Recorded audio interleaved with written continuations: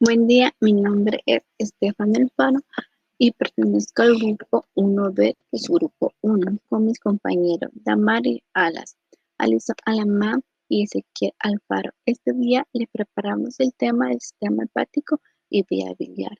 Es importante abordar algunos conceptos principales para tener claro.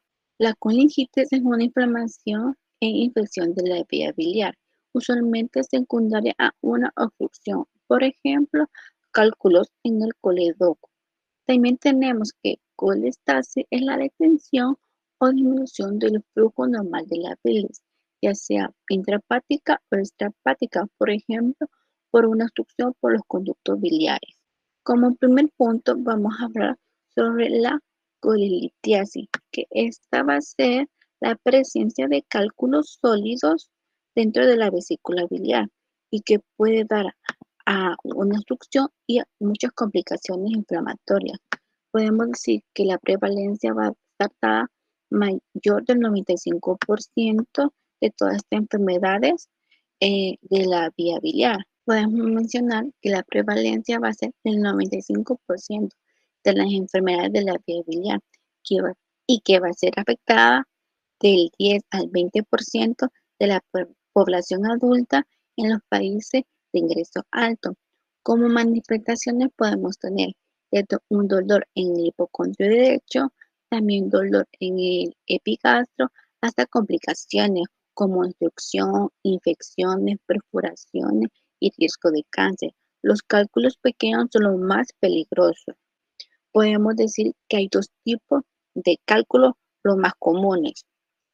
Como el primero sería colesterol, que este va a ser un mayor del 50% de colesterol cristalino y es muy raro encontrar un cálculo que sea 100% de colesterol y que comúnmente se va a encontrar en los países como Estados Unidos y Europa Occidental.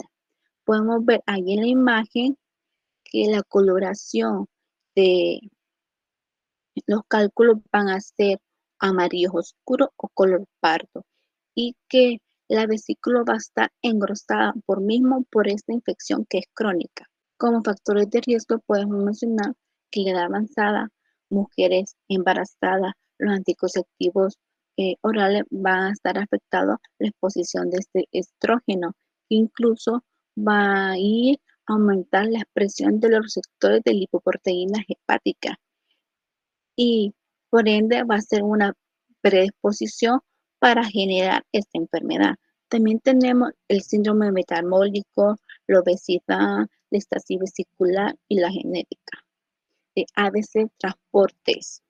También podemos decir como patogenia que esto se va a dar por una sobresaturación de la bilis, una hipomotilidad, nucleación acelerada y la hipersecreción del moco, que va como resultado esa cristalización y la formación de estos cálculos. También tenemos los tipos pigmentados, que estos van a estar conformados por sales de bilirrubinato cálcico, frecuentemente en Asia y en países no occidentales, asociados a infecciones o hemólisis crónicas. Como podemos ver en la imagen, son cálculos biliares pigmentados de una coloración negra, afectado en esta presentación de esta vesícula biliar, y que por lo demás la anodina es un paciente con una prótesis de la válvula mitral mecánica, lo que lleva a una hemólisis intravascular crónica. Como factor de riesgo tenemos hemólisis crónica, infección biliar, enfermedad ileal, como por ejemplo enfermedad de Crohn, resecciones, derivaciones ileal, fibrosis quística. Como patogenia podemos decir que va a ser el aumento de la bilirrubina no conjugada. Esta infección bacteriana que pudiera ser por Escherichia coli, también por Ascariolum glucoide, hematopodo hepático como Clonorchis sinensis, que aumenta la probabilidad de esta formación de estos cálculos pigmentados que va a dar a una precipitación de calcio. Como siguiente punto tenemos la colicistitis aguda, que esta se va a dar por una inflamación súbita de la vesícula biliar, generalmente causada por una obstrucción por cálculos. que la vamos a decir como calculosa, o por isquemia u otras enfermedades graves como acalculosa. Como su morfología vamos a tener que la vesícula va a estar agrandada, tensa, de color rojo, a verde a negruzco. La luz con bilis va a ser turbia, fibrina, va a haber pus, hemorragia. En casos graves, gangrenosa o efisematosa. Y como complicaciones podemos tener edema, congestión, erosión de la mucosa, neutrófilo si hay infección. También podemos decir que el 90% de la colicistitis va a ser calculosa, o sea, una infección por cálculo, y que el 10% va a ser por colicistitis acalculosa, que va a ser en pacientes más críticos. Como patogenia, tenemos que la calculosa va a ser por la irritación química de la bilis estancada, ya sea por la fosfolipasa que va a generar las lisolicinas tóxicas, también por las prostaglandinas que va a dar a una inflamación de las paredes, infección bacteriana por secundaria. Como manifestaciones clínicas vamos a tener dolor en el hipongo derecho o dolor epigástrico mayor a 6 horas. Va a haber una febrícula, va a haber anorexia, náusea, vómito, sudoración. La leucocitosis va a estar leve a moderada, fosfatasa alcalina elevada.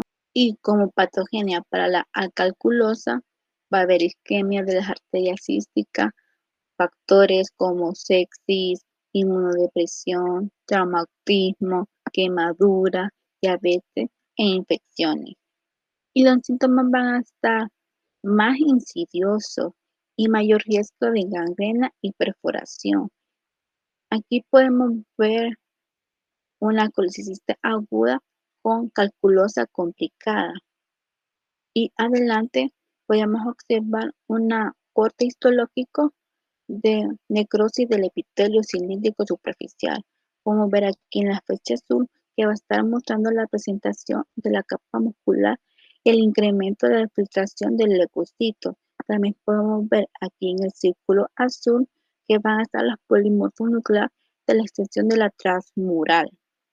Como otro punto teníamos la colicistitis crónica, que esta se va a dar por la inflamación prolongada de la vesícula biliar, generalmente por episodios repetitivos de una colicistitis aguda o por irritación crónica asociada a cálculos, que normalmente va a ser tratada por medicina, la colicistitis aguda, y al ver no una mejoría pasa a una colicistitis crónica y que sus causas frecuentes puede ser como había mencionado, una colicitis aguda maltratada asociada a colelitiasis en un porcentaje mayor del 90% de los casos.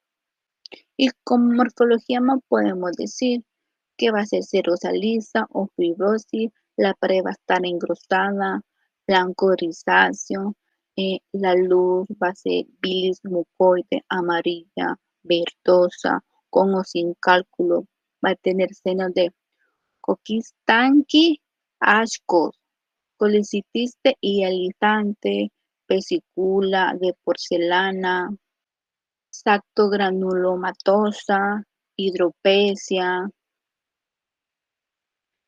Aquí podemos observar su corte histológico que va a haber un infiltrado linfocítico.